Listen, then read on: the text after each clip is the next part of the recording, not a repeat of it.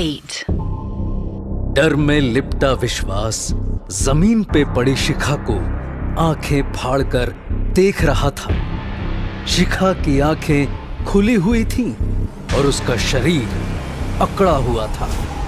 सब बहुत चक्के से उसे देख रहे थे। गीता भी और लोगों की तरह घबराई हुई थी। शिखा, बेटा क्या हुआ? होश में आओ बेटा। शिखा। चिंता में डूबी शिखा की मां ने गीता की तरफ देखा। गीता ने उन्हें तसल्ली दी और आगे झुक के अपनी रुद्राक्ष की माला शिखा के माथे पे लगाई। वो फिर कुछ बुदबुदाने लगी। शिखा के पापा ने वेटर की प्लेट से पानी की बोतल उठाई और अपनी बेटी के पास आए। वो उसके चेहरे पे पानी की छींटे मारने ही वाले थे, पर ठीक उसी वक्त शिखा ने झट से अपनी आंखें खोल दी। शिखा, बेटा बेटा तुम ठीक हो? हाँ बेटा, क्या हो गया था तुम्हें? अरे, अंधेरा होने से डर गई होगी। चलो चलो, अब सब ठीक है। शिखा, आर यू ओके नाउ बेटा? शिखा ने हाँ में सर हिलाया और धीरे से उठकर बैठ गई। उसके पापा ने उसे पानी की बोतल दी। उसने पानी पिया और सबकी तरफ देखा। विश्वास अभी तक उसे शॉक में देख रहा था। I'm sorry. शिखा बहुत एम्बैरेस्ड थी। गीता मासी ने उसके सर पे हाथ फेरा। किस बात का सॉरी बेटा? कुछ भी तो नहीं हुआ। चलो उठो। गीता ने शिखा का दुपट्टा उसके गले में फिर से ओढ़ाया। विश्वास आगे बढ़ा और शिखा को उठने में मदद की। उसके हाथ का सहारा लेकर जब शिखा खड़ी हुई, उसने विश्वास के चेहरे पे स्माइल देखी। विश्वास की स्माइल देखते ही शिखा फिर से अच्छा फील करने लगी। कुछ ही देर में उसने विश्वास को एंगेजमेंट रिंग पहनाई और सबने तालियां बजाई। उसने शिखा के गले को उसके दुपट्टे से ढक के सबसे तो छुपा लिया था, लेकिन शिखा के गले पे बने हाथों के निशान को उसने साफ देख लिया था। बाहर आसमान में बादल घेर आए थे। दिन में अंधेरा सा छा गया था। कुछ ही देर में तेज बारिश होने लगी। उसी वक्त गांव के पास के जंगल में से दो लोग गुजर रहे थे। मोटी प्लास्टिक की शीट से खुद को बारिश से बचाए वो चले जा रहे थे। उनमें से एक अचानक रुका। दूसरा आगे बढ़ रहा था। तभी उसके साथी ने उसके कंधे पे हाथ रख के उसे रोका। दूसरे आदमी ने पहले अपने साथी को देखा, फिर उसकी आंखों में खौफ देख के सामने देखा। वो सूखा सा जला हुआ पेड़ उनके सामने जमीन पे पड़ा था। 20-22 फुट ऊंचा मोटे तने वाला वो पेड़ जड़ों समेत उखड़ के जमीन पे गिरा हुआ था। उसकी सूखी टहनियां बादलों के अंधेरे और तेज बारिश में सैकड़ों कंकालों की उंगलियों की तरह खड़ी थी। ये देख दोनों आदमी झट से वहां से भागे। वहां गोल्डन गेट होटल के कम्युनिटी हॉल में सब लोग एंगेजमेंट पार्टी एंजॉय कर रहे थे। शिखा की माँ एक कोने में कुर्सी पे अकेले बैठी थी। गीता उनके पास आके बैठी। क्या हुआ दीदी? गीता, आज जो शिखा के साथ हुआ ऐसा पहले कभी नहीं हुआ है। विश्वास की बुआ मुझसे 10 मिनट तक अकेले में बात करके गई। पूछ रही थी मेरी बच्ची को कोई मेंटल प्रॉब्लम तो नहीं है। दीदी, रिश्तेदार तो कुछ भी बोलते हैं, आप उसे सीरियसली मत लो। देख, मुझे सच बता गीता, शिखा को हुआ क्या था? मतलब? गीता, तू सिद्ध योगिनी है। तो ऐसी चीजें जानती है जो हम आम लोग ना देख सकते हैं ना सुन सकते हैं।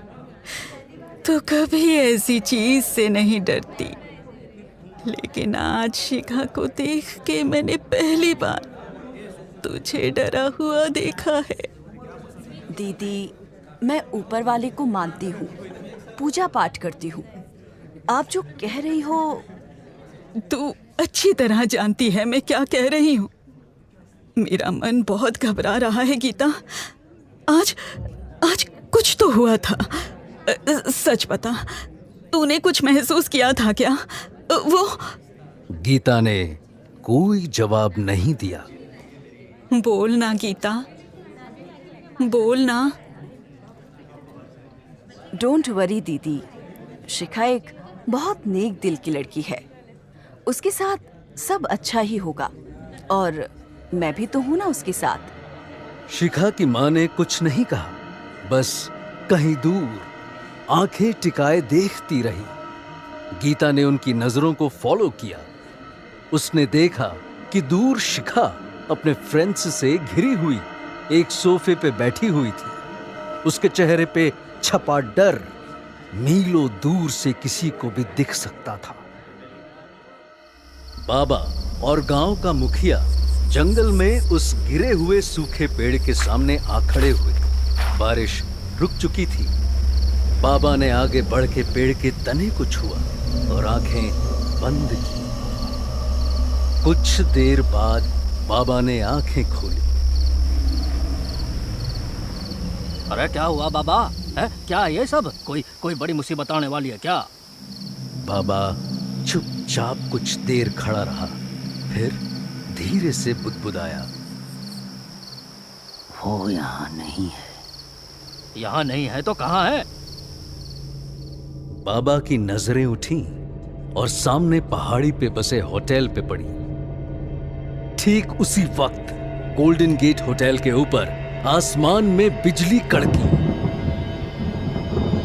शाम घिर आई थी, हल्की बूंदाबांदी हो रही थी।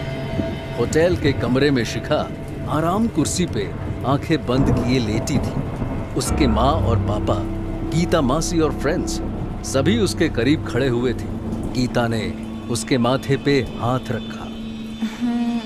बुखार है। तभी शिखा की एक फ्रेंड कमरे के अंदर आई। मिल गई पैरासीटामोल, ये ले शिखा।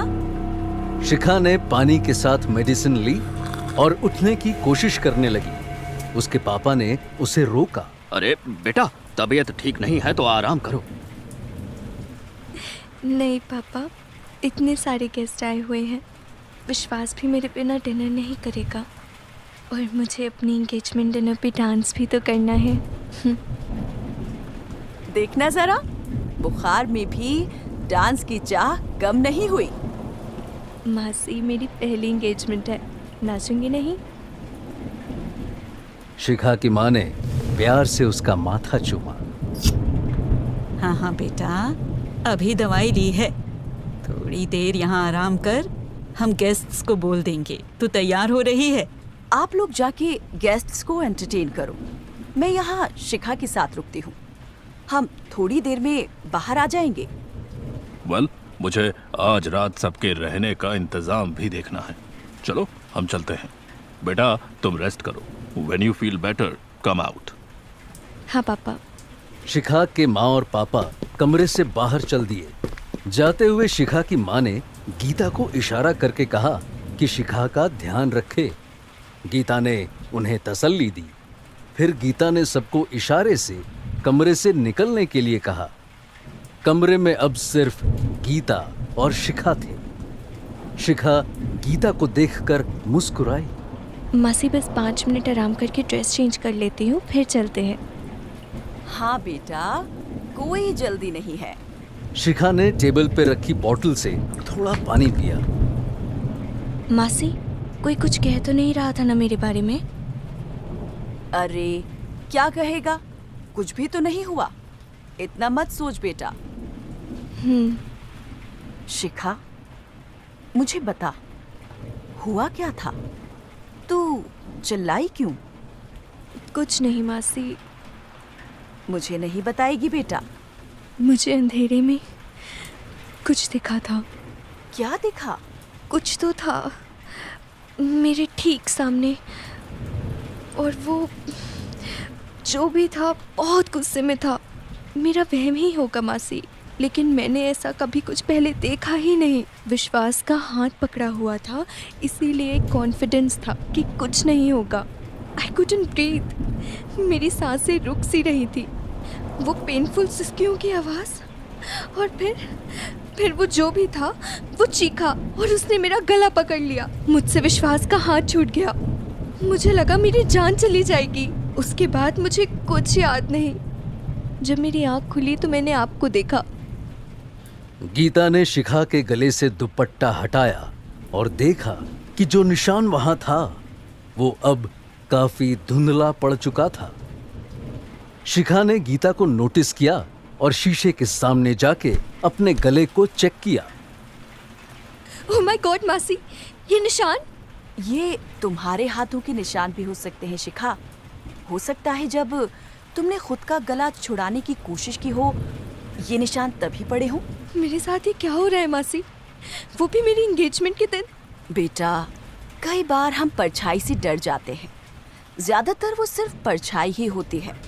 मैं जानती हूँ तूने जो देखा वो बहुत भयानक था, पर हम सीधे सीधे ये नहीं मान सकते कि वो सच था। हो सकता है सिर्फ मन का वहम ही हो। तू डरना मत, मैं हूं ना तेरे साथ। बस एक चीज याद रखना, ऐसी कोई भी अनजान ताकत, कोई साया या कोई शख्स दिखे, उससे बात मत करना, उसकी बात का जवाब मत देना, कभी भी नहीं।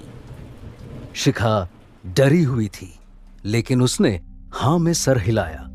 गीता ने प्यार से शिखा को गले से लगा लिया। उसे गले से लगाते ही गीता के रोंगटे खड़े हो गए। उसे किसी की सांसें सुनाई दे रही थी।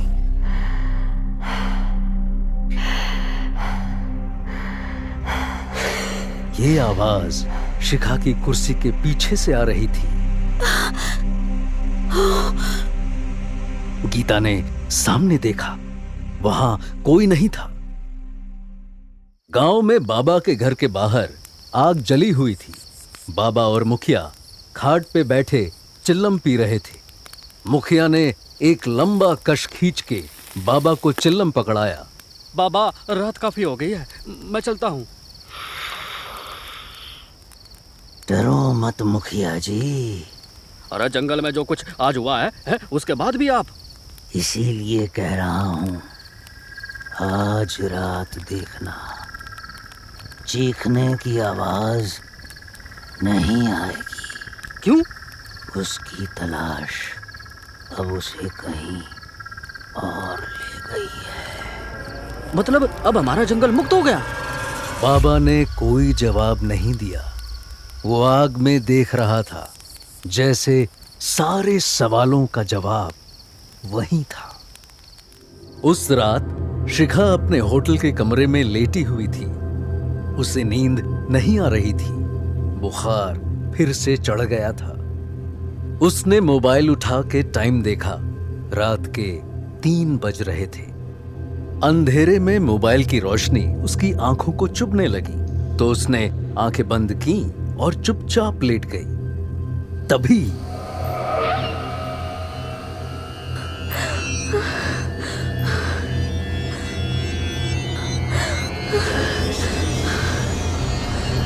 शिखा उस सिसकी को पहचान गई थी।